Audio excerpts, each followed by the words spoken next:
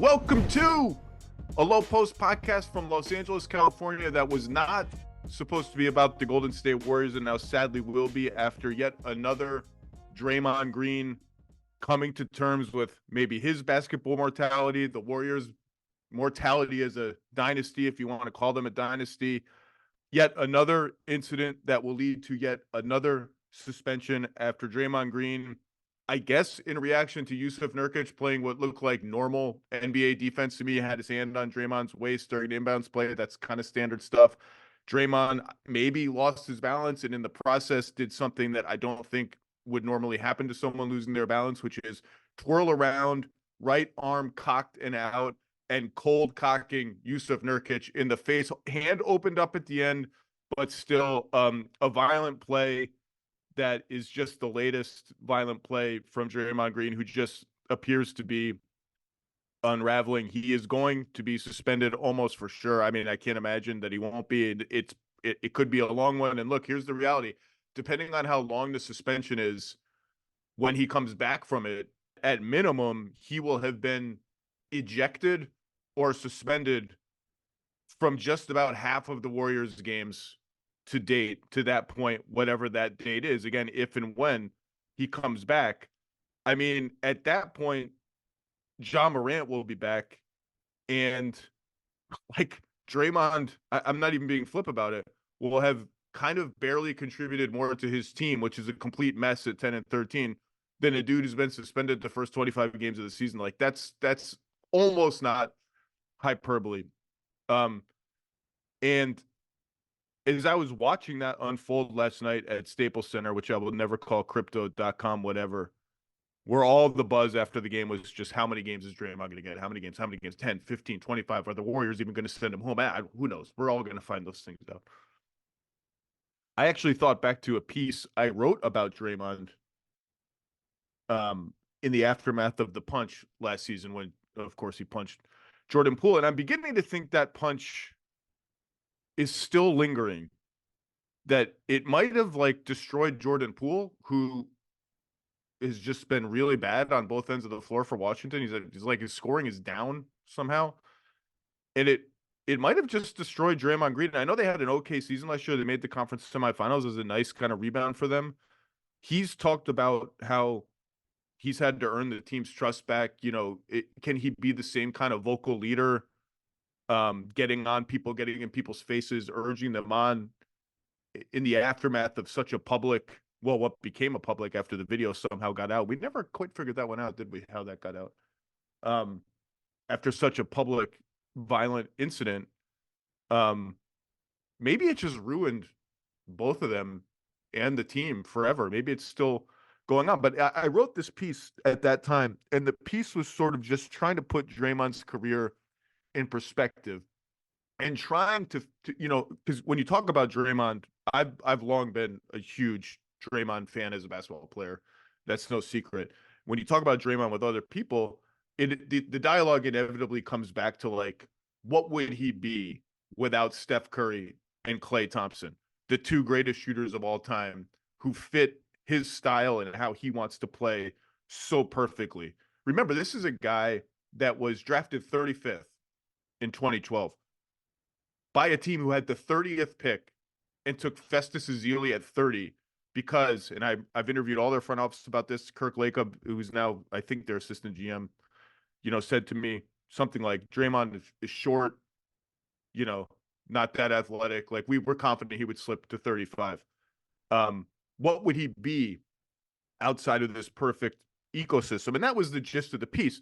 And ESPN Social, as they are wont to do, just tweeted out this graphic with a tweet that's like, Zach Lowe wonders about Draymond Green's career. And in it, it had a piece from a line for the piece about how, you know, kind of just saying like, what would Draymond be outside of Golden State? Is he the product of these other superstars in this system? Now, the piece goes on to say Draymond Green is a Hall of Famer and would have been a very good player, if not quite as good and historically great as he was with the Warriors in any context. And we'll get into all of that. But that was not made clear on Twitter. What was clear on Twitter was like, oh, Zach Lowe's questioning Draymond's qualifications for the Hall of Fame. And at least one NBA player clapped back at me with a tweet that said, just a dumb clown will say something like this with the clown emoji. Draymond Green, using his Money 23 green, is a Hall of Famer. Stop disrespecting that man. Now, this player clearly didn't read the story where I said Draymond Green is a Hall of Famer and would have been very good in any context. And I thought about that last night because that player was Yusuf Nurkic, who got clocked in the face by Draymond Green. And after the game, kind of like wished Draymond well, like whatever you're dealing with off the floor, I hope you get over it. And then kind of joked like, I'm glad he didn't choke me. And it just like, if you look at the faces of the Warriors coaches, this happened right in front of their bench. What struck me about their reaction to the play, about Draymond's reaction to getting ejected, about Yusuf Nurkic needling him after the game, about Steve Kerr's very clipped comments about it after the game, about Rudy Gobert's comments after Draymond Green choked him and got suspended 5 games early in the season, the total resignation of everybody involved. There's no rage. There's no defending Draymond Green. They're just stone-faced like, here we go again. Like they knew exactly what happened. Draymond gets ejected. There's no riling up the crowd. Let's go. Yeah, that's right. No, just like jogs calmly to the locker room, apologizes afterwards, says it was an accident, clearly trying to sort of mitigate whatever suspension comes. And like the team just, even the Warriors just don't have it in them anymore to come to a defense of Draymond Green, which is just sad. Like they just don't have it. Steve Kerr just after the game's like, yeah, we need him. We need him. Next question. You want to ask me how I'm closing with Brandon Bajemski over Klay Thompson? Like, can we talk about that instead? Because I can't talk about this anymore. And, you saw Nurk kind of say, I'm glad he didn't choke me. Gobert just lit him on fire and said, oh, he didn't want to play without his guy Steph, and kind of just roasted Draymond Green. And it's like the Warriors are just like totally resigned to just, this is their reality now and they don't know what to do about it. Other players are just kind of taunting him, and no one is doing the Nurkic thing, coming to his defense, saying Hall of Famer, great player. They're just kind of clowning him the way that Draymond once clowned Paul Pierce at the end of his career when he was like, man, the fans don't love you like that. You're not Kobe. You want that farewell tour. You're not getting it. It's kind of come full circle for Draymond. And this is not to write his career obituary. He's still a really good player when he plays. But you can just, the resignation, there's no furor, there's no rage, there's no defense of him. It's just sort of, just total resignation. And in the past, the Warriors have always defended him. And there's been a million incidents. They've always defended him for a couple of reasons, with 3 reasons. Number one, it's worth it. The Draymond Green experience is worth it. He's that good. He's that central to their team. He's that central to their identity and the way they play. We will get to that. Number two, Steph loves him. He's Steph's guy, and Steph is the franchise. None of these dudes are being traded, probably, I would imagine, without Steph Curry ever saying, like, if Steph wants him on the team, they're going to be on the team. And that's his guy. That's been his guy for 10 years now. And if you're Steph's guy, one of Steph's guys, and everybody is Steph's guy, really, you're kind of untouchable. And the other thing is, it always worked out somehow for Draymond. Like, he gets suspended from the NBA Finals. The NBA Finals. When you're a 73-win team trying to cement history, you get suspended as an all-star and all-NBA player from the most important game in the most important series. Or whatever. I mean, he played great in Game 7 and all that. And everyone focuses on, that he punched up LeBron. It's everything that happened before that, tossing Michael Beasley around, all the flagrants, all this stuff, and he got suspended from a finals game. And it worked out because they lose the finals, and that kind of green lights Durant to come to Golden State, because I don't think he ever would have gone there if Golden State wins the title. And so it worked out. Worked out.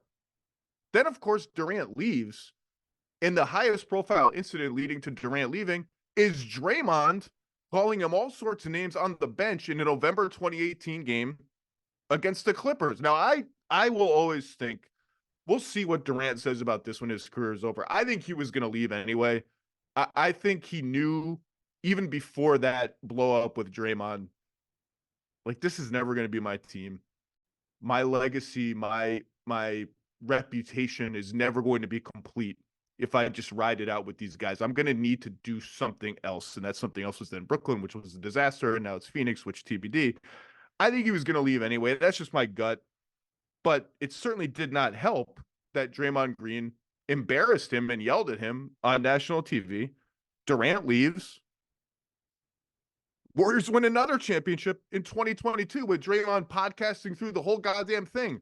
Some of the Warriors were not psyched about the podcast, by the way, after the games and all that, but they win the title. It works out. It works out. I don't think it's working out anymore. I think that streak is over. This team is just a complete mess. It might be unsalvageable. We don't know when Draymond is going to play again. Wiggins has been a disaster. He was benched last night. Clay has been bad. He was benched last night. Steve Kerr has absolutely no idea who to play other than the one guy who's the tentpole of the whole franchise, and that's Steph. And I hate to say this because I do think he's going to be a Hall of Famer, and I think he's going to deserve it. But we've now reached the point where this is the first or second line in Draymond Green's career retrospective. Like, there's just been too many incidents. It's too much.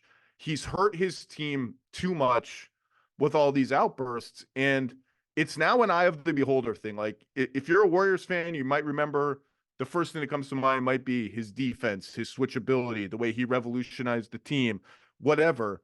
But like, this is all mixed in now in that first paragraph. It's like Draymond Green, you know, is he Dennis Rodman 2.0? I don't know anymore, but he's unraveling on a public stage, and he's hurting his team. He's hurting his reputation. He's hurting his legacy. And the shame of it is he's such a unique and special player. Like, I go back to that piece that Nurkic hated without reading, presumably. And I asked that question, like, what is he without Steph Curry and Klay Thompson? Because the Draymond skeptics say, Hall of Famer. You hear this? Like, I had a former head coach text me 5 days before yesterday, way before the second Draymond violent incident of the season. How can you call Draymond Green a Hall of Famer? What is he? He's not a Hall of Famer without Steph Curry. Like, this is a thing people say. And what I wrote in that piece was, yeah, he's not the same guy without Steph Curry and Klay Thompson. You know, like, if you're going to talk about the Warriors and why the Warriors won 4 titles and why the Warriors play the style that they do with all the off-ball movement and the shooting and the screens that nobody can track and it's impossible to deal with, it's Steph Curry and then a giant chasm to whatever you think the second most important contributor to that is. It's Steph. And everyone else has amplified Steph and fit into that style. That's just reality. Like, I don't think Draymond would have been as good in Detroit or Charlotte or wherever, because he is an amplifier of Steph Curry. But you know what? Steph Curry is a top 10 to 12 all-time player. You could still be a goddamn Hall of Famer while being an amplifier to that level of a player. What I mean by amplifier is, just think about this. Like, think about the way the Warriors play. Steph wants to move around without the ball. Wants to run pick and roll too, but he likes to move around without the ball. It's random. It's unpredictable. Where is he? What blah, blah, blah. Draymond meshes with that perfectly as a point forward, point center, whip smart passer, screener, handoff guy. That's amplifying him. And he does it at a genius level. I always go back to Game 6, Houston, Golden State Conference Semifinals 2019. Durant's hurt. He's out. Houston senses we have an opportunity to take this series, and of course they don't. And over and over and over down the stretch of that game, which really kind of became the beginning of the end of the Harden era in Houston, it's just Steph, Draymond, right wing pick and roll over and over again. And the Rockets don't know what to do with it, because every single time down, they improvise a different style of handoff, a different style of pitchback, a different style of flipping the screen. Draymond rolls down the rim, finds Looney on the lob. Like, he's the best ever at the 4-on-3 and the pick and roll. He's the best ever at just sort of the random orchestration of the Steph Clay off-ball movement. That's amplifying a star player. And there is an alternative history where the Warriors just build a conventional team, right? Like, they don't have Draymond Green. Harrison Barnes is their power forward. They get like a rim runner, like a Capella type, and they just spam Steph Curry spread pick and rolls. That team would have a top 3 offense every year because Steph Curry is that good. Maybe they win just as many championships. I have no idea, but they would play more like everybody else. Is there some effect to that? Is there how much do they get out of being unusual because of the way Steph plays, because of the way Draymond amplifies how Steph plays? He's one of the greatest passing big men of all time. I've had people on the Warriors tell me, yeah, we could have played that way, but we would have been much more conventional. The wear and tear on Steph. Now, he runs around a lot. He's coming off screens. He's setting screens. He has wear and tear wherever. But the Warriors coaches will tell you, man, there's just a different level of wear and tear when you got the ball every single time and you're running 70 pick and rolls. The whole defense is looking at you, and who knows how everything goes in that kind of alternate history. And of course, the other thing is this sort of alternate reality Warriors, Clint Capella, rim runner, standard center, whatever. Like defensively, they look nothing like they've looked with Draymond. Draymond is the greatest defensive player of like the post KG NBA, the most flexible, versatile defensive player in that span. The only guy maybe in the whole league for like 15 straight years who could guard Jokic and guard Harden as a primary assignment. He's the reason they were able to play the death lineup. He's the primary reason they were able to play the death lineup with where he becomes the small ball center. You don't have that kind of stylistic flexibility without Draymond Green, which is all my way of just saying, like, yeah, he wouldn't be the same guy outside this context. This context is perfect for me. Are you kidding? A point center surrounded by 2 all-time great shooters who just want to move around in unpredictable patterns. That's nirvana for Draymond.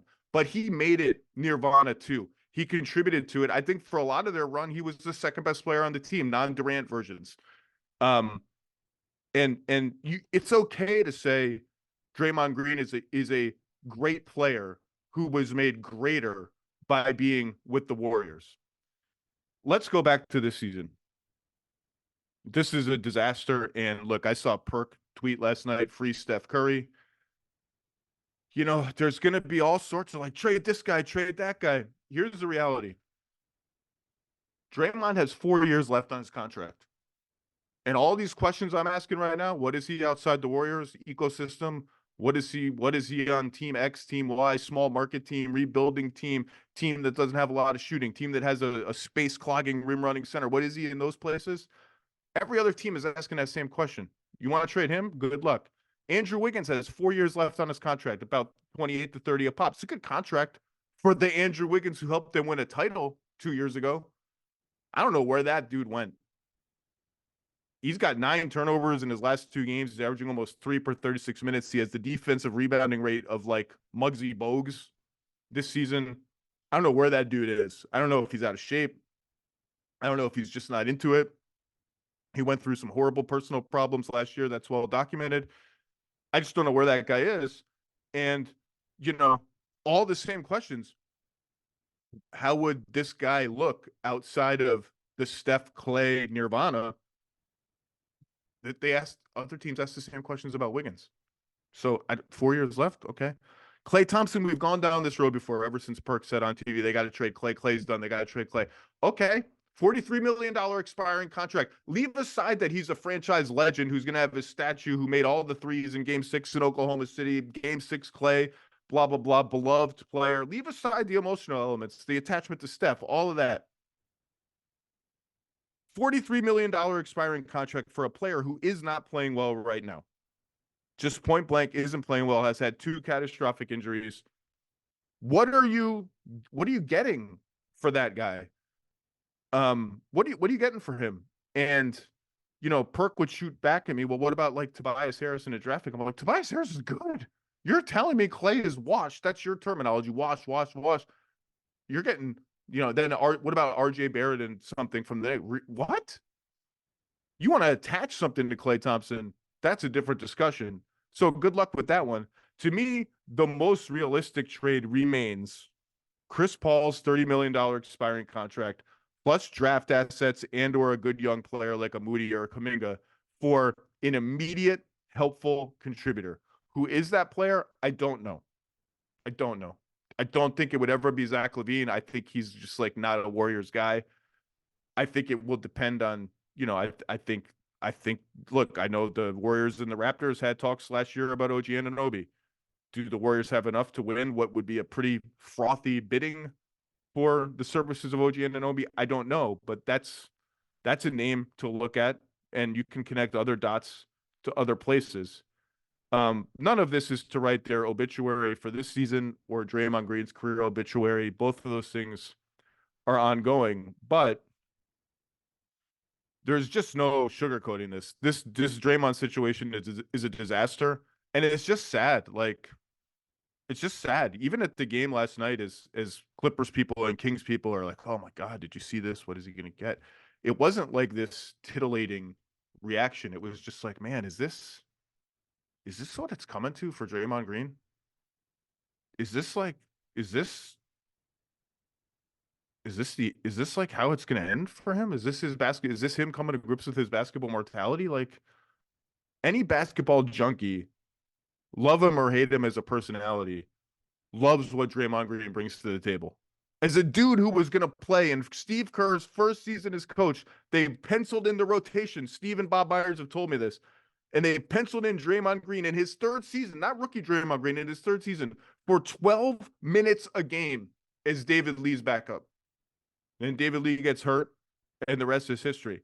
It should be just an all-time great feel-good story of an all-time unusual player in the absolute perfect spot who amplifies that absolute perfect spot. And now it's just sad. And I don't know where this team goes from here. I just mentioned all the trade, limitations, possibilities, whatever you want. Like, they're just a complete mess. And when one of your guys that is like a soul of your team, and that's what they've always called Draymond, our heart, our soul, our grit, our fire, whatever you want to say. When he does, when he just is kind of lost and is hurting your team, and that just really punctures your soul. Like, that just hurts your soul, because you want to love that guy, but you can't love him. And at this point right now, like, you just can't, the feeling is different. And like, that's just a hole in your gut. And this team faces quite an uphill battle trying to salvage this season with a guy in Steph who can still be the best player on a championship team. And Draymond Green is just out of chances. Like, this is now his legacy intertwined, intermixed with everything else. And you can say, like, he's still got a chance to rebuild his career. He does. And like, he could come back from whatever suspension he's going to get and play really well and never get suspended again and never do anything violent again. And it won't matter. This is still now top of the line legacy and reputation stuff for him. And it's just sad. It's just sad. It's a sad situation. And I don't really have much to add other than I hope everyone figures it out and this team can put together some stretch of coherent, competent basketball and at least make a fight of it. They're 11th. Like, let's see them make a fight out of it. Like, we all want to see Steph Curry in big games with a shot.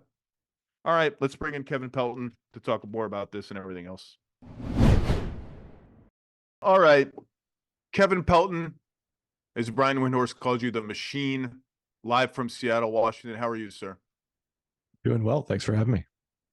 What was your reaction to the Draymond Nurkic thing? And is there any hope for salvaging this Warriors season? And if so, where does it lie? I think it lies on the bench. I mean, that's what we saw last night, that Steve Kerr basically decided, hey, these starters are not performing well. I have to try guys who are playing well, and that's the bench. And it's fascinating because, I think everyone has noticed that the net rating for the 5-man starting lineup is a group is dramatically worse than last season when it was the best lineup in the NBA. But it's not just that group. It's when they have 4 starters on the court, when they have 3 starters on the court, when they have 2 starters on the court, the Warriors are getting outscored. And then when you go down to a situation where they only have 1 starter on the court or none of them, which is basically the lineups that they play, end of first quarter, start of second, same third and fourth, those lineups are crushing. They're plus 15.1% per 100 possessions in 400 minutes with one starter on the court, and plus 7.6 in 170 minutes with no starters on the court. So it's funny because that was probably our biggest question about the Warriors coming into the season is, how is this Chris Paul thing going to work? Have they done enough to upgrade their bench after that held them back last season? And suddenly it's the reserves who are looking around saying, hey, when are the starters going to bail us out for a change? Warriors are 16th in offense, 16th in defense, a total scoring margin of +6 with a 10-13 record. We all know they foul everybody and throw the ball everywhere. And I'm beginning to think those things are manifestations of the same thing, which is a certain desperation and inability to get it done anymore. I know they've always done these things, but it just feels like the reaching on defense, the throwing these Hail Mary passes that have no shot, thread the needle passes. It's like, it's pressing. It's a team that's pressing because the conventional stuff isn't as easy for them anymore and isn't working anymore. I mean, like, look, there's just, the Draymond thing is just, there's just too much in the air for me to even think about. Like, how the hell do they pivot from this? Like, I don't know how long he's going to be away, suspended or whatever. The bench has been good. Like, I like Pajemski. Kuminga, I've always liked Kuminga. Every time Kuminga scores, it somehow feels like an accident. Even as someone who's been like pro Kuminga, it's like, how did that work? How did that work out? It worked out. Okay. I don't know. Trades, like, you got anything on like what are you looking for the trade deadline for? I don't know. What can they even do? I mean, I guess it's still the, more of the 3s and 4s that allow them to unlock these smaller lineups. I mean, I think of the thought that popped in my head last night was like, should they look to trade Looney? But I don't know that would solve anything for them, especially if you don't know when Draymond is going to be on the court because of the fact that he's constantly getting suspended and, has already accumulated enough flagrant foul points that every flagrant foul too, regardless of whether it merits an additional league suspension or not, is going to result in missing at least one game. So yeah, it's not great. Yeah, he's getting the free sandwich at Subway. He's the 10th stamp is coming on the sandwich card at Subway. I'm out at Warriors things. Let's quickly hit the Jokic ejection last night and just use that as an excuse to talk about Denver. Just a ridiculous ejection, just absolutely ridiculous on Serbian night in Chicago, which is a gigantic population of Serbians. And according to Jamal Collier, who talked to courtside fans, according to Michael Malone, who spoke after, Jokic called the ref a mother, like said, call a foul, mother. It's not appropriate. People called me that, I'd be like, well, that's unpleasant. You're screaming that at me at my job. Like, that's unpleasant. You know what that merits, Kevin? One technical foul. One warning. Don't call me an MFer again. I might have to toss you. I don't want to, but just stop calling me that. One technical. If you're going to throw a superstar out, a superstar that people are there to see on Serbian Heritage Night for verbal stuff, it better be more personal than that. And if it's more personal and pointed and like inappropriate in any way, that's a different story. Generic cursing, can we just take it easy with this? There's no anyway. Nuggets. Quick on the Nuggets. 9th in offense, 13th in defense, 7th in net rating. 7th. Slightly underwhelming. I'm like totally unconcerned. They're plus 80 in 247 minutes when Murray and Jokic are on the floor together. I still think this is the best starting 5 in basketball. And I'm starting to see a little signs from the bench. You know who I like, KP? Julian Strawther. Yeah. I'll tell you what I like about Julian Strawther. This is a spoiler from my 10 things column. He can shoot the hell out of it. We know that. Everyone who can shoot around Jokic is going to be great. That dude is making plays on defense, like verticality at the rim, closeouts, strips. Like, if he's a defensive playmaker, that's it. Christian Brown, rock solid. If Strawther is rock solid and Reggie Jackson is rock solid, I'm at 8 already. I'm good whether Peyton Watson ever hits a 3 again. Is this still your clear favorite to come out of the West? And what's interesting to you about Denver? I think they're still my clear favorite to come out of the West. I mean, the 8 you listed, the one concern is it's awfully small. You probably need someone bigger than that to pop, whether it's, Peyton Watson, who is a terrific defender and the shooting is always going to be a question mark, whether it's Zeke Naji, which unfortunately seems for another year not to be happening, or whether it's somebody that they can go out and add mid-season.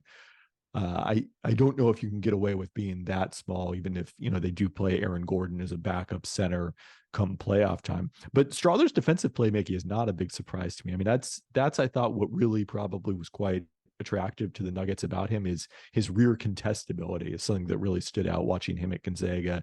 And the way that they're forced to play screens defensively, if you're going to have Jokic and right now DeAndre Jordan is another drop center getting minutes for them.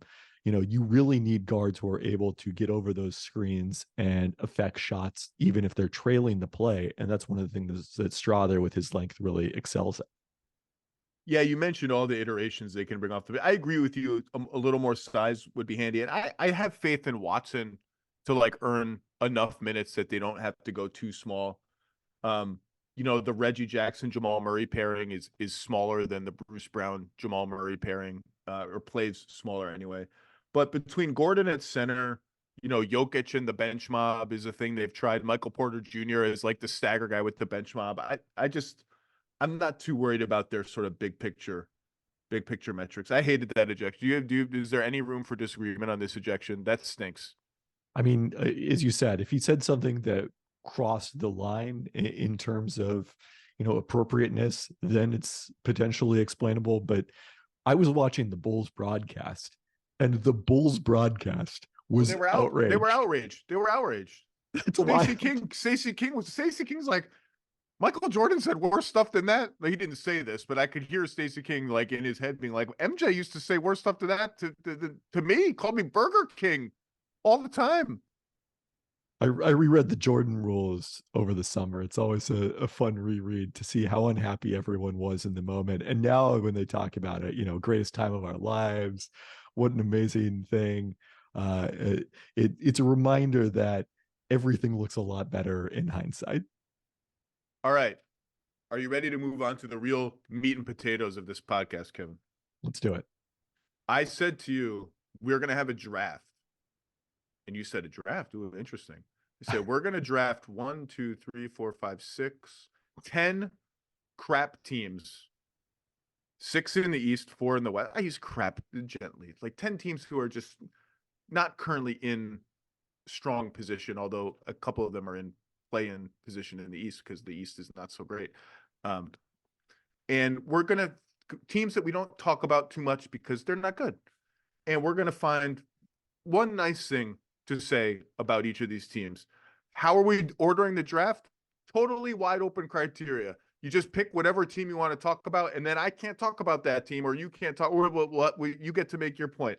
So the teams are Atlanta 9-13, Toronto 9-14, the Bulls 9-16, 4-1 without Zach LaVine lately. Charlotte 7-14, the Wizards 3-19, the Pistons 2-21 with 30 straight losses, not out of the question when you look at their schedule.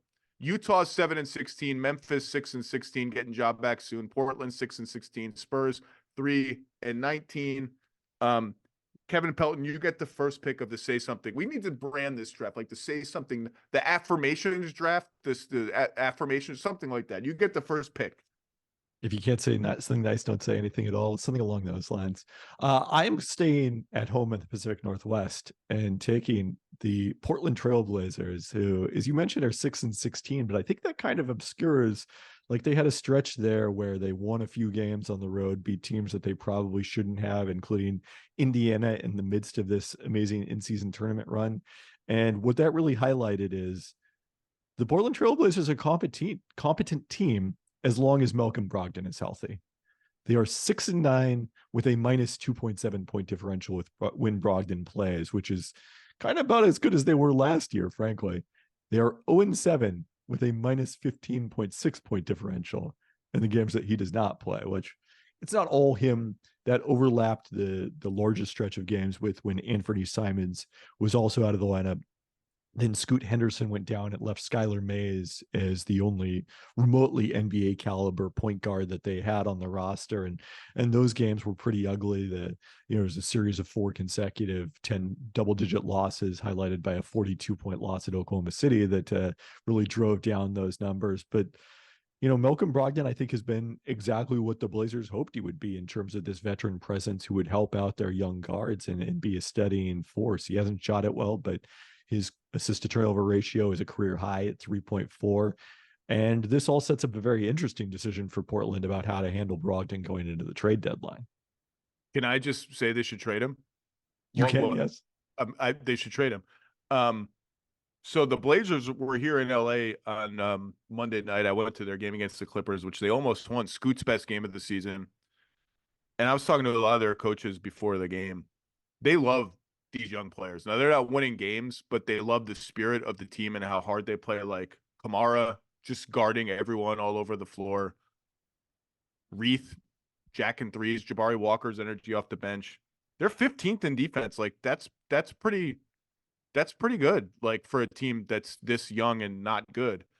My nice thing would have been Shaedon Sharpe. I'm just very pro how Shaedon Sharpe has played this season, and just good. Like aside from a week or so ago, he had like 3 or 4 high turnover games in a row. I think he's been solid making decisions with the ball. Obviously, he can shoot. They're running more pick and rolls from him. I like Shaedon Sharpe. Okay, my turn. Crossing off the Blazers. I'm picking the Atlanta Hawks. My nice thing to say about the Hawks is they have achieved clarity. And the clarity they have achieved is that their team is not good. This has not worked. The 2021 conference finals run is a long time and one mega trade ago. The Hawks are 9-13. They are 5th in offense, which is fine. 27th in defense. And I just hate watching them. I hate watching them. They're minus 26, I think, for the season with Murray and Young on the floor together with a net offensive rating that would be about average. And if this is what they are, and I just like, it's okay. Trae Young pick and rolls. Okay. DeJounte Murray pick and rolls. We can't guard anybody. Clint Capella just runs up and down the floor, just running, getting rebounds. DeAndre Hunter, like, I don't really know what you do. Like, what do you do? Good defensive player. Like, do you ever pass? Do you ever rebound? Like, I don't really know what you do. You look like a real awesome NBA wing. What do you do? Sadiq Bey. Jalen Johnson was the second best player on their team before he got injured. That's really the nice thing you can say is they've got something in that dude. I think he was their second best player. He might have been. You could argue KP the way Trae Young was shooting when Jalen Johnson got hurt that he was the best player on the team. I would go third best player. That was my positive thing is that and this is straining the nice thing a little bit, that his absence is proving how important he is to the team because of the fact that they've been so brutally bad without him thus far. They've won 3 playoff games since the 2021 run. I thought Quinn Snyder would just sort of juice this up a little bit more. It's the same. It's just the same thing. Like DeJounte Murray gets the ball, Trae Young just stands around. Like it doesn't. And obviously they can't guard anybody. And Trae's the bottom 10 defender in the whole league. And I just feel like the team is stuck in the mud. It's demoralizing that they can't defend and that no one really gets to do anything with the ball on offense. And if they get to the trade deadline and this is what they are, I don't know what they're going to do, but they're going to look different after the trade deadline and maybe in a big way. Someone yesterday at the game, I've talked on the pod about Oklahoma City and Oklahoma City making like a mid-sized trade, not the huge trade that people want them to make for a superstar, but just like give me one more guy. And someone last night pitched, what about DeAndre Hunter, like for some draft equity to the Thunder, like where he's your 6th or 7th guys. Like I don't hate that. Like I didn't mention that name when I was going through my Thunder candidates of the PJ Washingtons and Keldon Johnsons and this and that. I don't hate it, but I have nothing actually nice to say about the Hawks other than Jalen Johnson. I really just hate watching this team. I was completely wrong about them. They're not good, and I'm fed up. Yeah, Tim Bontemps is going to be winning that dinner from you, unfortunately. Yeah, I don't even have a good cacaw in me, just a cacaw. DeAndre, I mean, I don't think Hunter makes sense for Oklahoma City because you look at that contract, So it's, it's long and big. yeah, I mean, starting at 20 million this season, escalating each year up through 25 million in 2026, 27. That's the kind of contract that if you add as Oklahoma City, it forces you to shed one of your better players down the line or to All right, give up okay. You give know up what draft else is picks. escalating, Kevin Pelton? My frustration with watching the Atlanta Hawks play basketball, despite Quinn Snyder's red glasses. Okay, third pick in the team's draft. Your turn. Excuse my French. All right, let's go with, even though they are on, what is it, a 17 game losing streak, the San Antonio Spurs. God, I'm glad you picked them. Because I'm very curious to see what nice things you have to say about them, other than they're lucky the Detroit Pistons exist. you've mentioned, a lot of people have highlighted the numbers with Trey Jones and Victor Wembanyama on the court together, how much better they are. They're positive on the season. But if you want to get really small sample size, Let's do it. you take those two guys, add in Devin Vassell, 272 possessions they've played together this season outside of garbage time, according to Cleaning the Glass. They are plus 26 points per 100 possessions in that span. So secretly a juggernaut. If they actually played, I mean, Keldon Johnson is in this conversation as well, but they're three best players together. Now, the fact that they have so rarely played their three best players together is maybe not a positive thing to say about the Spurs, unless you want to say that this is all strategic and they know what they have in Trey Jones and they're just trying to ensure that they get another lottery pick, that they pull off the Indiana Fever style double of having the number one pick in back-to-back years. Who did the Fever take with those picks? They just landed the number one pick in the lottery over the weekend, but adding potentially Caitlin Clark to if she comes out to Aaliyah Boston, which would be a fearsome duo. I mean, you know, this was often said about LeBron in Cleveland and to a lesser extent Anthony Davis in New Orleans. When you win the lottery and draft a talent that immense, one of the curses of that is you immediately become so good that you never pick that high again, and you can't get that guy a running mate that's his age if you don't have one on the team already. The Spurs have a ready-made solution to that problem, which is we're just going to be horrible again this year. Yeah, the Trey Jones Wembanyama thing, they're plus 30 in 241 minutes. The point Sohan thing didn't go well. I don't mind them exploring the possibility. I was aghast, KP, aghast that when they pulled the plug on it, the adjustment was not start Trey Jones. It was start Malachi Branham, continue to just not play Trey Jones very much. And now we're going to make Wembanyama a center, which actually I'm fine with. I'm excited about the possibilities of that. And he's been everything he's cracked up to be.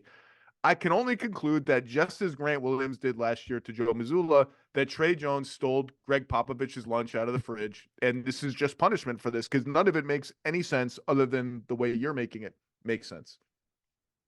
Well, then there's also been the Point Jetty Osman experiment, which Is that next? I did not see coming. Point Bassie? Oh, Bassie just got injured. Apologies to Charles Bassie. Yeah, Point that was Mamu? not a good thing. Point Mamu? Point Julian Champagny. I don't know. Let's go through the whole roster. See if any of these guys can be point guards besides the guy who is actually a point guard. All right. So you took the Spurs.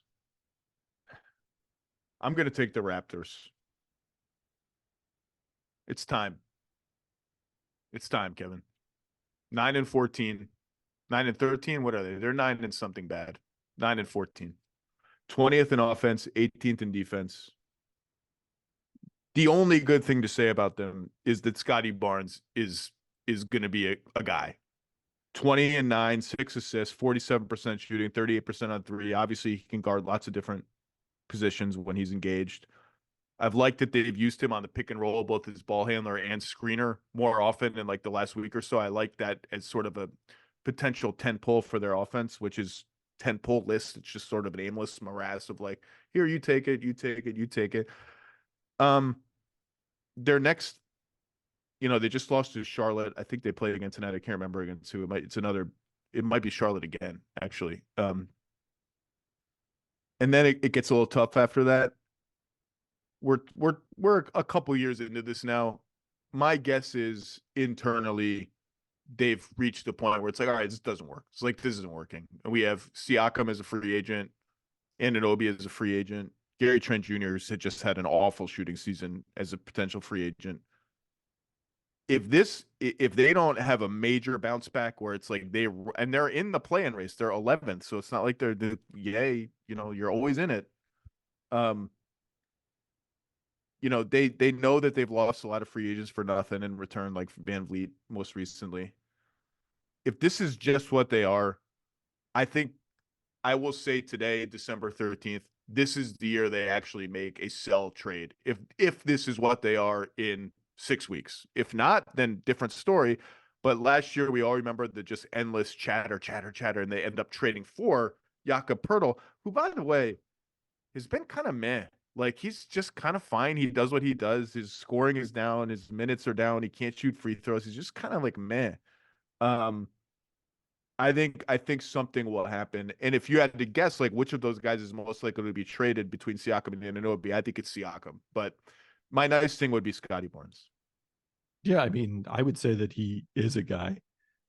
Clearly, readers of the early All Stars that I did earlier this week know that I think he is a guy, and it's in a situation that is, not maybe as poorly conducive to his strengths as what Victor Wembanyama has been playing in most of this season.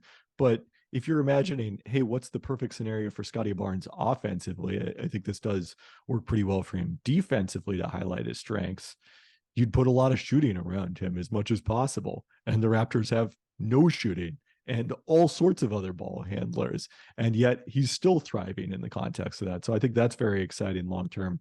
Because I thought we were going to talk about him separately. My nice thing to say about the Raptors is they have made the second largest improvement in terms of their assist rate of any team since 1997-98. The only team that's ahead of them, the 2017-18 Toronto Raptors, when they remade their offense with young assistant coach Nick Nurse getting a lot of the credit for that makeover that they made under head coach Dwayne Casey that year.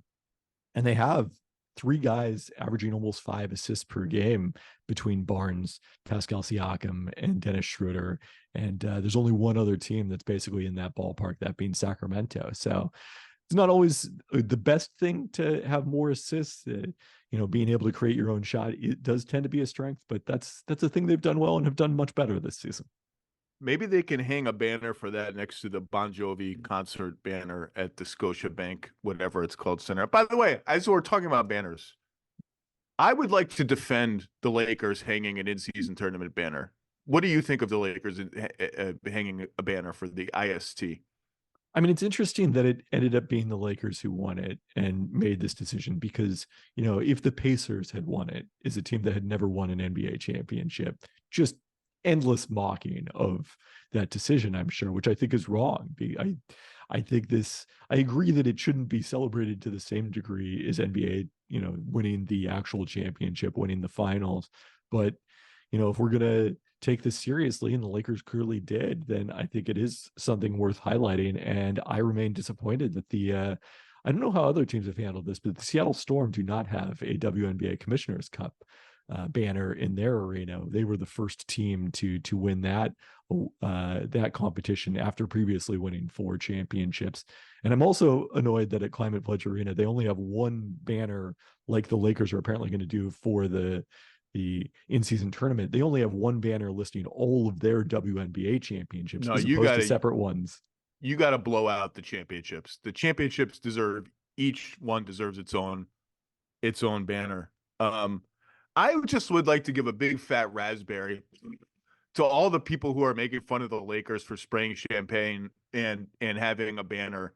Like, look, it's sports and they won the thing. This isn't like the Timberwolves celebrating that they won a play-in game, which, by the way, I had no real problems with either, considering the sad sack history of that franchise. They won, and it's cool. It's fun to win. They cared about winning. And I think they have struck the perfect balance with, first of all, I also enjoyed the fact that this banner required like 9 different sources say tweets from various newsbreakers about a freaking banner. Can we just like release the banner? Like, we don't need this. Like, it's not that big of a deal. Sources say it's going to say IST. Perfect to have one banner, smaller and different, presumably, than the championship banners.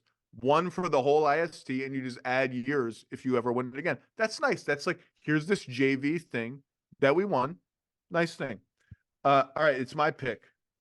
We're getting to the dregs here. Really getting to the dregs. I don't want to pick any of these teams, Kevin. I might just punt my pick to you. I am going to pick, you know who I'm going to pick? I'm going to pick the Memphis Grizzlies, who are 6-16, 28th in offense, 11th in defense. Hat tip to 11th in defense with this MASH unit, forcing tons of turnovers. They don't give up a lot of corner threes. They've like kind of cobbled a good defense. The West is so good that they're still like 5 games out of the play-in, with Morant on the verge of coming back. 5-6 on the road, 1-10 at home is weird. I just want to be like, shout out Desmond Bane for just grinding away. Like 25-5, pretty efficient, actually very efficient shooting. And just, sometimes it takes 18 seconds of cutting and screening and dribbling for him to get like even a contested open jump shot, given the lack of scoring punch around him. And it's not just that Morant's been out. It's like Smart, Clark, Adams, Kennard, Tillman. They're just like out of guys. Like, they're just playing like they're starting Derrick Rose, Bismack Biyombo, and David Roddy. They're just like out of guys. And they've like kind of hung in a little bit. Basketball Reference still gives them a 0% chance to make the play-in. Like, that's how far behind they are with Morant coming back. I think it would be a lot of fun if he came back and they won like 10 out of 12 and they got a little momentum. But just, it's a rough watch right now. But I just wanted to say to Desmond Bane, and now Jaren Jackson Jr.'s kind of got hot lately too. He's up to 21 a game. Defense hasn't been the same level this year. Just want to say, like, we see you, Desmond Bane. Appreciate the labor. Good luck going forward. Yeah, I mean, my good thing was I think we're going to look back and say that this stretch was positive for his development as he continues to go from, I was looking at his Basketball Reference page and reminded that is a 4th-year senior at TCU. He averaged 16.6 points per game. Like, this was someone who always projected to the NBA as nothing more than a role player, like a really good role player, but nothing more than a role player. And now, he's averaging over 20 a game. He, if the team's record was better, would have a legitimate all-star case.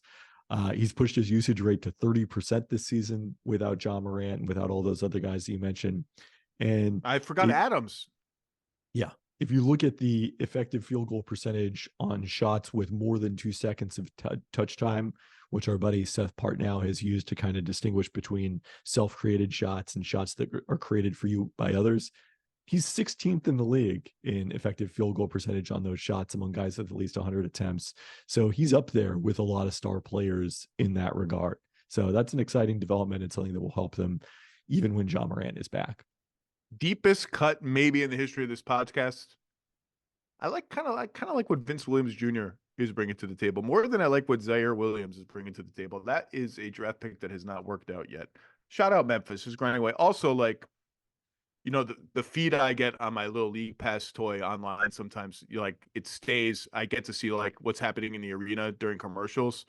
There's just some wild stuff going on in the Grizzlies arena during the commercials. I think this one that went viral that I was watching in real time because I just had it on in the background was before Thanksgiving, when they had Grizz, the bear mascot, come out to the Undertaker's entrance music dressed as the Undertaker. And did he kill a turkey? Like, not a real turkey, but like the turkey was either, buried or killed. It was just like wild stuff is going on in Memphis. Okay, Kevin, you have your choice of, I don't want you to get too excited, Detroit, Chicago, Utah, Charlotte, and Washington. I think I got to go Chicago at this point. Yeah, you mentioned the record without Zach LaVine recently, that they've played much better. And a big reason for that, Kobe White might be happening, averaging over 22 points per game over the last dozen games here. It's granted, it's almost entirely about unsustainable 3-point shooting. He's hitting over 50% beyond the arc in this stretch, but that high volume 3-point shooting is a nice contrast playing next to, or a compliment playing next to DeMar DeRozan. And they've got him on a really nice 3-year, $36 million contract that pays him more like a reserve than a starter. He's 23 years old. I think this is one where, the Bulls' history of getting mileage out of their own draft picks rather than the Orlando Magic getting mileage out of their draft picks has been a rough one. Sorry, that was not a nice thing to say. No, that was mean. That was a mean thing to say, which is honestly, you can be mean. It's fine. You're a very nice person.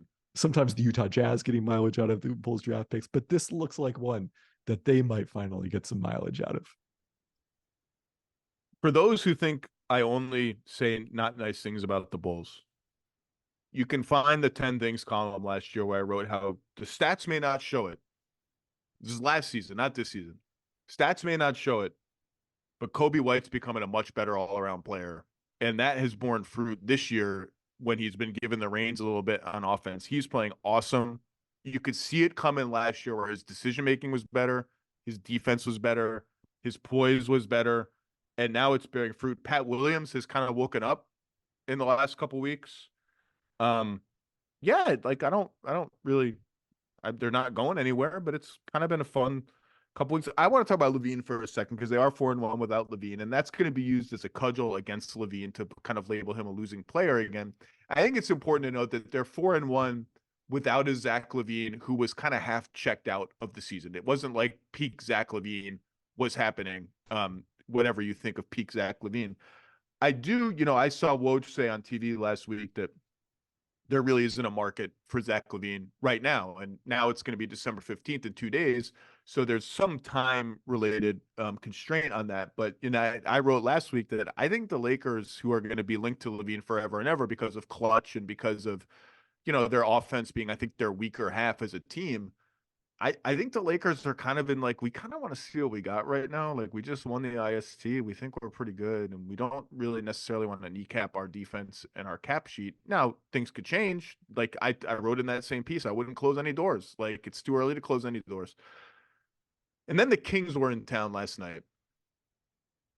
And I've said all year, the Kings are just sitting there tailor-made as a team that, depending on how they play, has a choice of continuity, or if we really want to be a serious contender, is the Herter, Murray, Barnes 2, 3, 4 actually good enough for us to get there? I don't think it's going to be good enough this year. I mean, Herter's been kind of up and down and mostly down lately. Keegan Murray's hot lately. He's now up to over 30% on threes. I think Keegan Murray's going to be really good. And Harrison Barnes is a decent player on the downswing of his career. People are going to talk about LaVine to them. I don't know. People will talk about, I think there's there are a lot of Toronto, Sacramento synergies with some of the Raptors guys. I think one of the things that people underestimate about any big trade like this is if you just plop a guy with a 30% usage rate into your well-oiled offensive machine, that could be a month of how does you're setting yourself up for a month of how does this work? How are we going to do this? It's harder than just boom, just put this guy in. I don't know. We've talked about LaVine. Is your thoughts on LaVine's and his market change at all? You said back a month ago when we talked about this, you said, I think the only two teams that made any sense to you were the Lakers and the Raptors. Yeah. And look, if you were kind of envisioning in the Chicago front office how this might play out in a way that was going to create a more favorable market for you, hasn't gone that way at all, because Toronto, looks like they probably should be heading the other direction rather than adding a player. And the Lakers, as you mentioned, are feeling really good about their group right now and probably not in a hurry to make a move when those guys become trade eligible on January 15th. Now, this is one of the rules of thumb on my podcast I do with my brother about Seattle sports. The Pelton cast is, you don't know how you're going to feel about things until they actually happen. So if the Lakers have, a below 500 month or two here leading up to the trade deadline, maybe they're going to look at things very differently. But again, to this moment right now, December 13th, what the Bulls needed to have happen to create a market has not happened. Yeah, like I said, I wouldn't close any doors. There's a lot of time between now and January 15th, between now and the trade deadline. There's a lot of games, a lot of things that can happen. You took the Bulls, right? That was your pick? Yep. I'm gonna take the Hornets. I'm gonna take the Charlotte Hornets, who, first of all, Eric Collins on play-by-play, just still on his game. It made me do a spit take the other night when he described somebody as tougher than day-old oatmeal. It's like, that's a new one. I haven't heard that one. 18th in offense, 29th in defense, just horrendous defensively, and horrendous at like everything: fouls, turnovers, rebounds, just horrendous. Their centers like Mark Williams and Nick Richards have kind of backslid, I think, a little bit as the season has gone on. I guess my nice things would be three little nice things. I liked the way LaMelo was playing before he got injured, getting to the rim more, keeping his dribble alive more, the Steve Nash thing under the rim, like all this sort of like slow it down and become a real creative point guard, I thought was happening. Gordon Hayward has played well the last 2 weeks after a very slow stretch. And I think Brandon Miller is just good, man. 15 a game, 40% shooting from three, can guard a lot of different positions. I have no idea where this team is going. They obviously have new ownership, and we'll see what happens at the trade deadline and in the offseason in terms of how much they want to revamp the front office and coaching staff or whatever. But I don't know. I think there's like, I don't know where, like, if I want to see Mark Williams play better once he gets back from injury. There's just little burbling signs of something. I don't know. That's the best I can do. I mean, I think the fact that they've been decently competitive, at least not non-competitive without LaMelo Ball, has been encouraging. Last season, they had a minus 7.8 differential in games that he didn't play, went 14 and 32 in those. Thus far, they're minus 6.5 in the 6 games he's missed since that ankle injury. And, you know, even better actually than they played with LaMelo in the lineup, which presumably is not about him. It's about the fact that Terry Rozier has gotten back healthy at that same time. And then, you know, the 10 games they played without Miles Bridges at the start of the season, as he concluded his suspension following that guilty plea of felony domestic violence charges and sitting out all of last year. So, you know, they've stayed afloat enough that I'm feeling okay about the Charlotte over pick, which I was not feeling great about after the fact. It was like a low 30s or high 20s. Yeah, I don't remember off the top of my head, but it was not a high number. And the other thing I am excited about tentatively, like I'm not going to get too excited just yet. Like part of the reason that their bench has been so thin is Cody Martin just hasn't played since I think it's like last December at this point, maybe January. And Steve Clifford told reporters last Friday, he's a lot closer. He's been coming through the harder workouts, feeling better. So fingers crossed on that one, although still no timetable. Also, I've never felt older in my life than when they struck their jersey patch deal with Mr. Beast, and Woj wrote a story about it. And I was like, oh, I don't even know. I don't know who or what Mr. Beast is. And then I went to a wedding like 2 weeks later. One of my second cousins got married.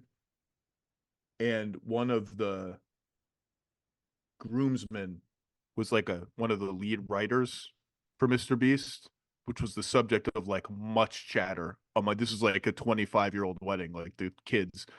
And it was just like, people were like, that guy, he works for Mr. Beast. That's the one that works for Mr. Beast. Oh, he knows Mr. Beast. I'm like, I don't know who the hell Mr. Beast is, but sounds like he's doing great in life. LaMelo, by the way, still only shooting 54% at the rim, just can't finish at the rim. But I like that he's getting there. And someone's going to trade for Gordon. I think someone's going to trade for Gordon Hayward. I mean, he makes it's a $30 million expiring contract. It's not that easy, but it just feels like, what are we doing? What is everybody doing here?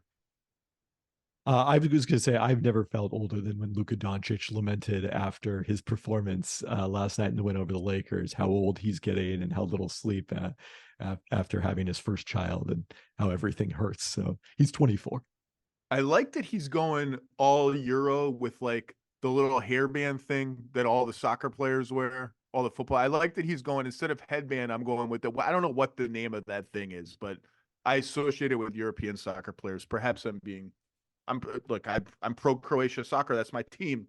All right. So I have left you with Detroit, Washington, and Utah. And it's quite interesting to me that Utah is still on is still alive. So good luck with this one, KP.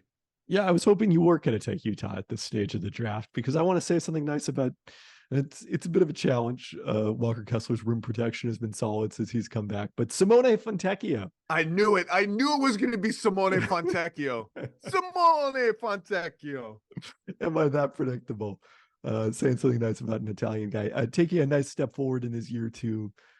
He's shooting 38.5% on threes, 57% on twos. Last year as a rookie, 33% beyond the arc, brutal 43% on twos. And this is something we see a lot with European rookies, even ones who are experienced internationally like he was, that it often takes a year to adjust to the NBA game, particularly in terms of shooting. And this is also a bonus nice thing for Sasha Vezenkov and Vasilije Micic, who are going through some of those rough adjustments to the NBA, is extremely good EuroLeague players this season in Sacramento and Oklahoma City, respectively.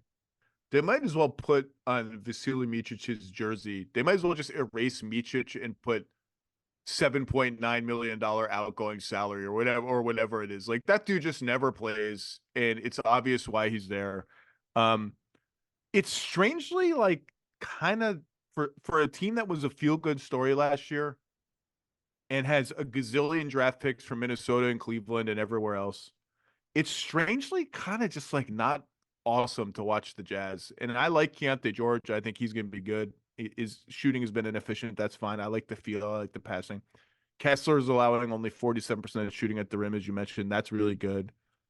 Markkanen's been injured, so that's a big part of why they're struggled. And we knew before the season, you and I talked about this, like the trade in Conley, which was fine, like that's a rebuilding move. Like they just don't have anyone to organize their team. They're last in turnover rate. Their transition defense is a disaster. It's just something I'm watching. Only 168 minutes so far this season. Markkanen and Kessler together, they're minus 58 in those 168 minutes. I'd like to see more of that. And part of it is like, you look at John Collins' numbers, 14 and 9, 48% shooting, 38% from three. Like, sounds good. When I watch the Jazz, I just like, what is, I don't know. Sometimes I'm like, why is he on the team? What is he doing here? It's just like, we're back to like, why is he on the team with John Collins, even though the numbers are good? I don't quite, and I'll tell you, KP, they're going to be an interesting trade deadline team because with Danny Ainge, you never know. Like all of a sudden they're trying to get Drew Holiday. Like they could go in any number of trades. They have shown that they would be opportunistic. If like a veteran with years on his contract comes up that they like and fits with their team and is probably a guard, they might like trade stuff to get him, which is not what you would normally do in a rebuild. They also could go the other way. They could do nothing, which is always the most likely option, and just hope the lottery gods smile upon them. But it's been a weirdly just sort of disjointed season for them. It has. I mean, I mentioned those starting lineup stats and lineups by starter stats for the Warriors. So when I was going through and putting those together, I looked at each team's, the 5 most used starters and how they've done with those guys on the court. The Jazz have played 4 minutes with their 5 most used starters on the court together because Keontae George didn't come into the lineup until between basically when Lauri Markkanen and Walker Kessler got hurt. So would that be George, Clarkson, Collins, Markkanen, Kessler? Like what would that even be? Yeah. Yep. And then Clarkson's out of the lineup now. So even if Lauri Markkanen comes back, which it looks like he might do tonight, we're still not going to get all 5 of those guys together. So that's what I want to see before I really do much evaluation for them. But the other thing I want to say, you mentioned what a feel-good story they were last year. I think that may have thrown us off the set here a little bit. Like if they had submitted this season a year ago, nobody would have been terribly surprised. Right. That was the expectation for them.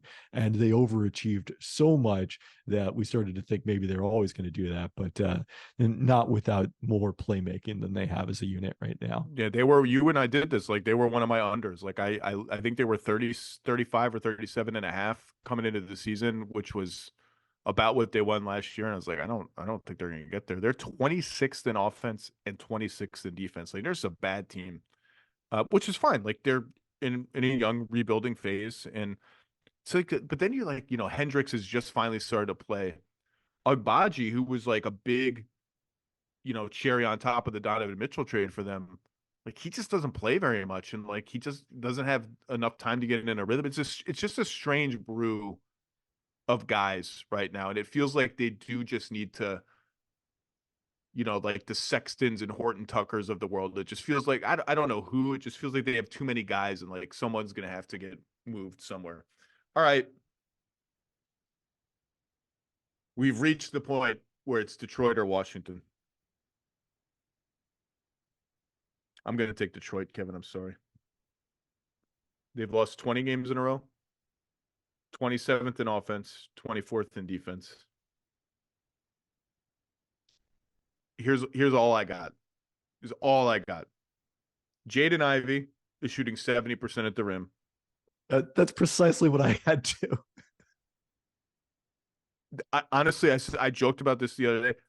Are they going to send him to the G League? I don't know what the hell is next going to happen with their rotation. I love Asar Thompson. He is 7 of 48 from three. I just want him to be able to shoot a little bit because he does everything else so well. And the other thing I will say is Jalen Duren's injured. I think he's going to be good. He's young and he's raw on defense. But when he comes back, I hope we have seen the last of the Isaiah Stewart, Jalen Duren, really any two of those guys, Bagley and Wiseman, who just is completely lost on both ends of the floor. I don't want to see the two of them anymore. And so I hope what's happened in his absence, which is Bogdanovic's come back, can we just start just for this? It's not like you're winning. So can you just entertain me by starting Cade Cunningham, Jaden Ivey, Asar Thompson, Bojan Bogdanovic until he's traded, and Jalen Duren? Is that lineup play 0 minutes? I didn't even bother looking it up. Can we just start that lineup and have some freaking fun? Because God knows around winning games. And it makes sense. It at least makes like some conceptual sense as like an NBA lineup.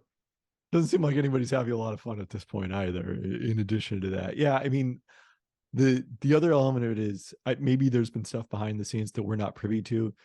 Jaden Ivey publicly could be complaining a lot more about what's going on with his minutes than we have seen. Like he seems to have, from what we can tell, mostly kept his head down and he's playing much better, the finishing being the biggest part of it. But, he's in a more appropriate role after he was, kind of the Keontae George thrown into the deep end of the pool guy last year as a rookie with Cade Cunningham's injury. And yeah, I was watching a broadcast a few weeks ago. I forget which one. And the opposing broadcasters mentioned, yeah, Jaden Ivey having a down second season. I was like, no, he's actually playing way better. They just don't play him. So Monty Williams having a down season, I would say. Yeah, you know what's having an up season is Monty Williams' bank account. He's doing fine. He's doing fine. Cade Cunningham, 22 points a game, 7.5 assists, 4 rebounds, 42% shooting, 34% on threes, which is trending up, 47% on twos, 4 free throws a game, which is much maligned. People want to see him get there more. He's essentially a second-year player, given last year was a lost season for him on a team that's just been bereft of shooting and really any kind of experience this year. Cade's last 20 games of his rookie season were massively encouraging to me. I kind of don't know what to make of him anymore, other than I'm still I'm not writing him off and just saying this is what he is and it's disappointing. I think he's going to hit another level at some point when they put better talent around him. And I think could be a really good focal point of an offense. I am reaching the point where I'm he might not be the guy on a good to great team, somebody, which is fine. There are only so many of those guys around the league. Maybe you can build a greater than the sum of its parts kind of team where everybody kind of shares in being the guy. But I'm still, relative to the pessimism I've seen about Zach Cram had a great piece for The Ringer about how advanced stats just hate Cade, and they do. I'm more bullish than that. I wonder where where a lot of your grounding, at least initially, was advanced stats. I wonder where you are on the Cade experience. Yeah, it's interesting because a lot of it reminds me of the Andrew Wiggins discussion from several years ago. Good call. And I feel like I was kind of slow to adjust my expectations of Wiggins because we have seen a lot of players of this ilk tend to develop even late. I mean, Harrison Barnes would be another guy who, for a long period of time, there was this sort of disconnect between his perception and what the advanced stats were saying about his value. And he did eventually develop into a really nice, both those guys developed into really nice role players. They didn't develop into stars. So it'll be interesting to see. For Cunningham, you mentioned the 3-point percentage trending up.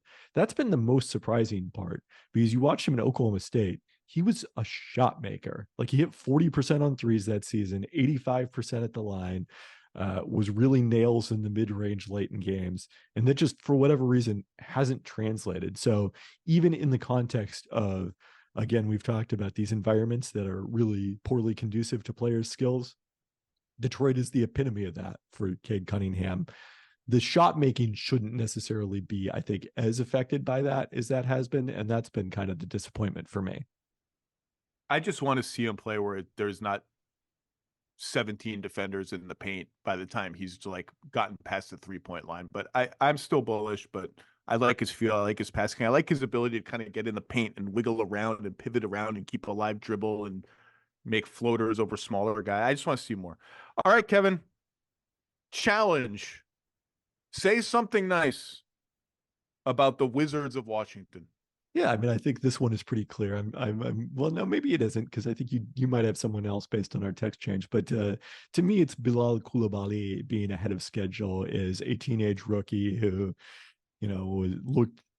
He played a very small role for the Metropolitans 92 team that Victor Wembanyama was a part of last year. An important role, because they were playing like legitimate games in the French League playoffs all the way through the finals. But, this is someone who was mostly standing in the corner and playing defense in the French League. And that tends to translate to a really small role in the NBA. And, not only is he hitting 40% of his threes thus far, which is very exciting, we're starting to see kind of some baby steps towards him making more plays with the ball in his hands. His usage rate is still, 13%. It's really low, but, the month of December, he scored double figures in all 4 of their games thus far. He's putting it on the ground a little bit. And I think he's clearly ahead of schedule of what I was expecting.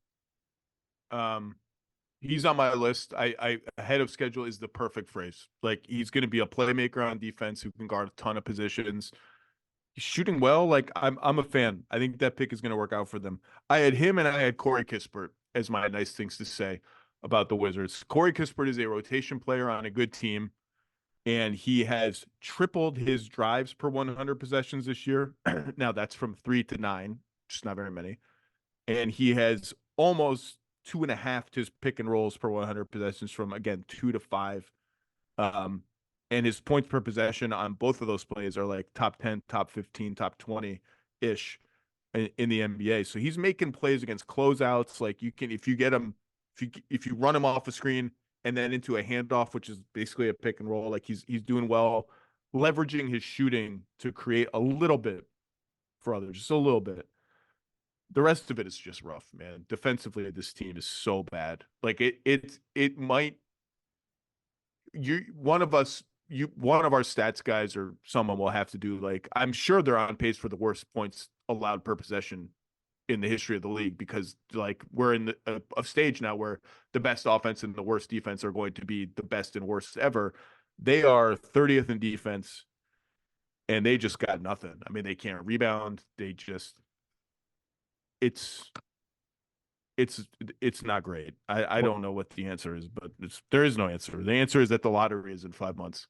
Yeah, watching them zone the Sixers the other night, as the Sixers just kept making threes, riddled them with threes, and it was like, well, if you go back, man, then Joel Embiid is just going to destroy us. They So there got to wasn't a good pass. option. They got to pass a rule that Embiid's got to play lefty against the Wizards. Like, it's just so unfair. It's like it is the literal manifestation of a man among boys almost. Like, it's just make them play lefty. Do we know where? Go ahead. To your point about the lottery being in 5 months, that's the exciting thing, is like they're not playing like this. Well, they're trying to be the 10th seed. They're playing like this. Well, that was the goal all along. The 2023-24 Wizards. This time we're bad on purpose. Where is Johnny Davis? Is he, I don't even know where, is he injured? Is he in the G League? Where is he? He's gotten some minutes, hasn't he? Not lately. He is currently injured. He has a calf injury. Okay. Because when I've seen him play, and look, to be clear, Johnny Davis is in the NBA. He's a lottery pick. He is better at basketball than I will be at anything ever in my life, including napping in the middle of the day, which I'm elite at. He just doesn't look like an NBA player. When he gets on the floor, he just looks completely overwhelmed and lost. And like to have that happen to a lottery pick is just, it's rough. So we've concluded our Wizards second place, saying something not nice about the Wizards, who were last on my League Pass rankings and our last in the say something nice draft. Kevin Pelton, what do we got coming up from you? You did your All-Stars this week, which we were supposed to talk about before the Draymond thing happened. Maybe we'll revisit that in a couple of weeks. Early All-Star picks, both conferences, and you followed the rules, like by position, which by people roster. apparently don't understand, because people kept saying that guys I picked as wild cards were not, I had not picked them for the team. Like, no, those are roster spots. They count. People also react to all-star selections as if you have 18 spots per conference. Like, how did this guy not get out? I'm like, okay, so you're the 12. Who you taking off? Like, that's it. So, and what else we got coming? We got a mailbag coming. What else? Not on the schedule right now. I think next up will be next week. Bobby, Marks, and I are revisiting our monthly rookie rankings, the rankings of the top 10 rookies in the league. So Chet, Wemby, Jaquez are the top 3 right now. Is Lively cracking? Lively's 4? Like, where do we stand? I think I might have had Lively over Jaquez, but yeah, those guys are in the conversation. Detroit's rookies, even though they're not playing as much right now. Brendan Pajemski is one of the nice things that's happening with the Warriors. So yeah, that's the group. The 5th first team all rookie spot, assuming those 4 hold, is going to be an interesting little battle that only diehard fans of like Cason Wallace and Brandon Miller and Asar Thompson and their teams really care about. But I would assume, barring injury, that Chet, Wemby, Jaquez, Lively have locked up 4 of the 5 first team all rookie spots. Lively's just that guy. That dude is good, man. That guy is really good. He looks like he's been in the league for 5 years, even though he is one of the younger rookies. The passes he throws out of the pick and roll in space he's throwing them instantaneously on the catch, and with an intellect that suggests he's got the floor mapped in his head before he gets the ball, which is incredibly unusual for a center that age and that experience level. And my favorite thing about him, I wrote about this last week, I hate, and Jared Allen has been the king of this for years, less so this year, when centers catch the ball on the pick and roll, like when their guy is trapped, so they're rolling to the rim, the help defender comes, and the help defender's like a guard in the restricted area, and they just by default kick it out when you just cram on the dude. Derek Lively doesn't, like, he will finish right. He finished over Zion on that exact help rotation. Jalen Williams, like he's like, oh, you're too small. I'm just gonna lay the ball up. Forget passing to like Derrick Jones Jr., who's been fine. And Dante Exum. Holy smokes. Dante Exum. Say something nice about busted lottery pick Dante Exum. Busted no more. Number 1 on my personal draft board that year. Was he really? Yeah. It's funny because Dennis Lindsey is now a consultant for the Mavericks and was the GM of the Jazz when they made that pick. And that was like their golden chance in the, like a top 5-10 pick in the draft. And all these years later, it didn't work out in Utah. Now, like, they might have to start him in the Derrick Jones Jr. spot if he's going to make threes at like even close to this level. That lineup of Doncic, Irving, Exum, given his defensive versatility and like just kind of connectorness, plus Grant Williams, Lively, like he's made a case. How did we get to Dante Exum? Wow. I mean, we wanted to be positive, and that was a really exciting development to watch last night. It was. All right, Kevin Pelton, the machine. Thank you, sir. Thanks as always.